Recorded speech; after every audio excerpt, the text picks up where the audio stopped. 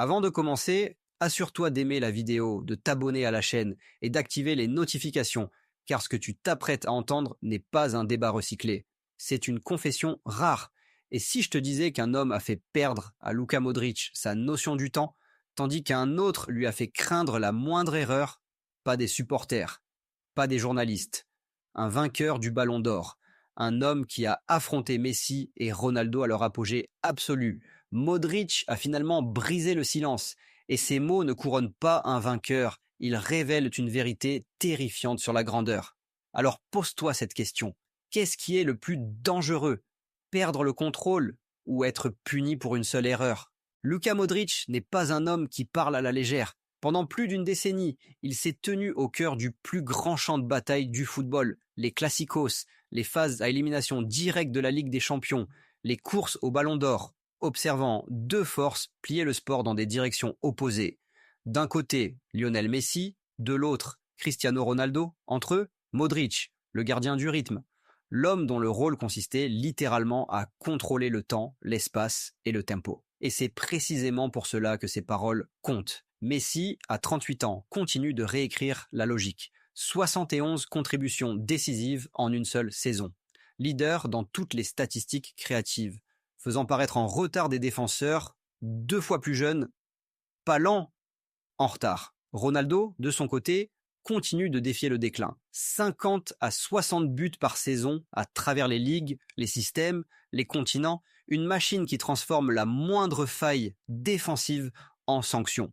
Alors quand Modric dit que l'un lui faisait perdre le rythme et que l'autre lui faisait craindre les erreurs, ce n'est pas de la poésie, c'est un témoignage.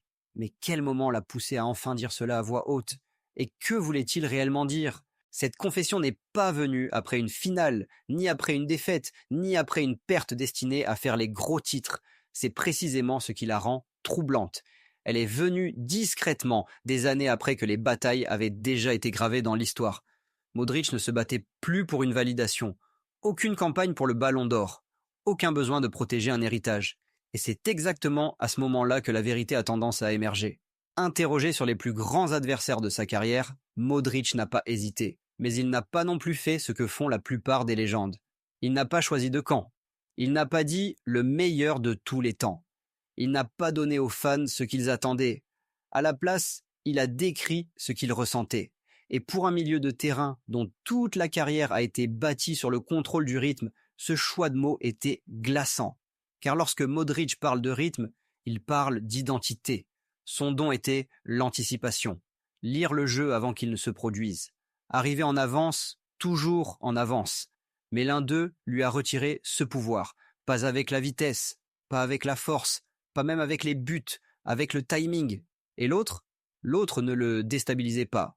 Il le menaçait, car face à lui, Modric savait une chose, aucune erreur n'était permise. Alors qui était le plus dangereux? L'homme qui te volait ta perception du temps ou l'homme qui punissait chaque seconde d'hésitation? Lorsque Luka Modric a dit que Messi te faisait perdre ton rythme, il ne parlait pas de dribble, il ne parlait pas de but, il ne parlait même pas de vitesse.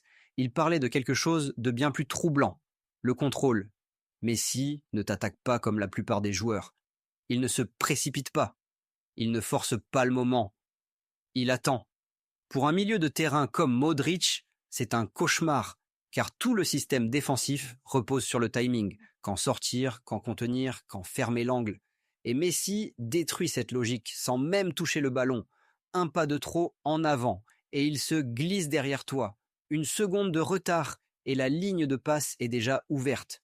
Pas parce que tu étais lent, mais parce que tu étais désynchronisé. Marcelo a un jour admis que Messi n'avait pas besoin de parler. Il te regarde simplement, a dit Marcelo, et tu sais déjà que tu as des problèmes. C'est exactement ce que décrivait Modric. Messi plie le jeu à son tempo. Il le ralentit jusqu'à ce que les défenseurs se détendent, puis il l'accélère juste assez pour briser la structure. À 38 ans, il continue de le faire, toujours en tête des passes décisives, des occasions créées, des implications dans les buts, forçant toujours des équipes entières à défendre des idées, pas des joueurs. Alors, pose-toi cette question. Comment défendre quelqu'un qui ne te bat pas physiquement, mais qui réécrit mentalement l'horloge? Et si telle était la terreur de Messi, quel type de peur Ronaldo a-t-il créé? Si Messi te démantèle lentement, Cristiano Ronaldo fait quelque chose de très différent. Il t'enferme. Quand Modric a dit que Ronaldo te faisait craindre chaque erreur, il décrivait une pression qui ne dort jamais. Pas une confusion tactique, pas une perte de rythme, la peur. Car face à Ronaldo, la marge d'erreur disparaît, un mauvais dégagement, une demi-seconde de retard sur un centre, un défenseur qui se déconcentre au second poteau. Et c'est fini. Ronaldo n'a pas besoin que le jeu se plie à lui, il plie les moments, il attaque l'espace comme s'il lui devait quelque chose, il force les défenseurs à défendre parfaitement, pas bien, pas intelligemment, mais parfaitement pendant 90 minutes. Ce genre de présence change les comportements. Les latéraux cessent de monter. Les défenseurs centraux hésitent à sortir. Les milieux reculent plus bas que prévu, non pas parce que Ronaldo contrôle le ballon, mais parce qu'il contrôle les conséquences. Statistiquement, le constat est brutal. Saison après saison, 50, 60 buts, à travers les ligues, les systèmes, les entraîneurs, les époques. Ronaldo n'a pas besoin de rythme. Il prospère dans la rupture. Et pour Modric, cela signifiait quelque chose de très précis. Tu pouvais jouer un match parfait pendant 89 minutes et le perdre en une seule. Alors voici la vraie question. La peur est-elle plus destructrice lorsqu'elle vient de la confusion ou lorsqu'elle vient du fait de savoir exactement ce qui se passera si tu trébuches? Et si ces deux formes de terreur ont existé à la même époque? Qu'est-ce que cela dit de l'histoire du football? Ce que Luka Modric a révélé n'était pas une préférence. C'était un diagnostic. Le football n'a jamais eu à faire face à deux formes de terreur différentes en même temps. Messi représente le contrôle. Il force le jeu à graviter autour de lui. Les équipes ne défendent pas seulement des zones, elles défendent des possibilités. Ronaldo représente la conséquence. Il transforme le football en compte à rebours.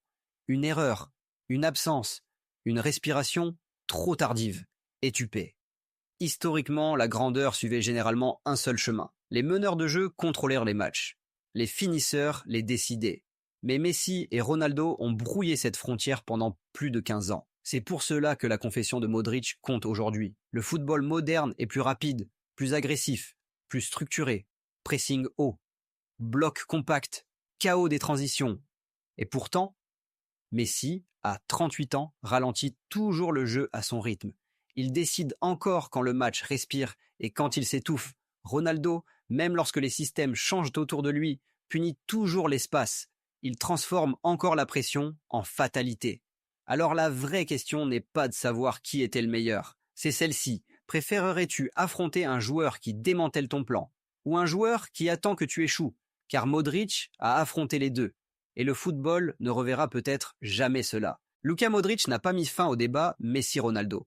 Il a fait quelque chose de bien plus dérangeant. Il nous a montré que la grandeur peut terrifier de manière totalement différente.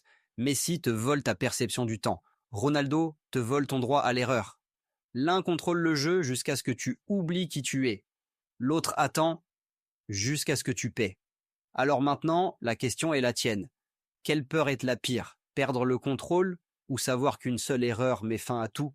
Si cette confession a changé ta manière de voir Messi et Ronaldo, aime la vidéo, partage-la avec quelqu'un qui adore les débats de football et abonne-toi pour plus d'histoires sans filtre. Et dis-le-moi en commentaire, qui préférerais-tu affronter, Messi ou Ronaldo? Et avant de cliquer ailleurs, souviens-toi de ceci, Modric n'est pas seul, d'autres légendes ont laissé entendre la même vérité, certaines hors caméra, certaines des années plus tard, certaines encore trop prudentes pour le dire publiquement.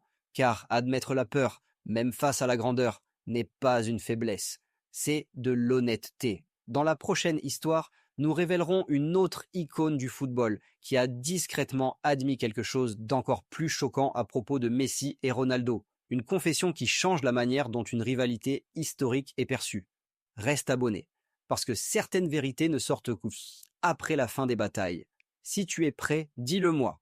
Veux-tu que la prochaine vidéo se concentre sur un défenseur, un gardien de but ou un entraîneur? Des histoires comme celle-ci n'existent pas pour couronner des vainqueurs. Elles existent pour expliquer pourquoi cette époque a brisé la logique du football. Quand des légendes comme Modric prennent enfin la parole, elles ne parlent pas de trophées.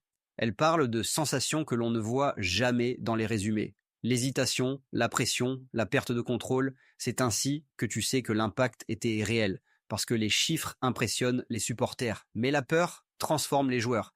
Si tu veux plus d'histoires où des légendes du football brisent le silence, remettent en question les mythes et révèlent ce que c'était vraiment d'affronter Messi et Ronaldo, tu es au bon endroit. Abonne-toi, parce que les vérités les plus puissantes du football sont toujours murmurées en dernier.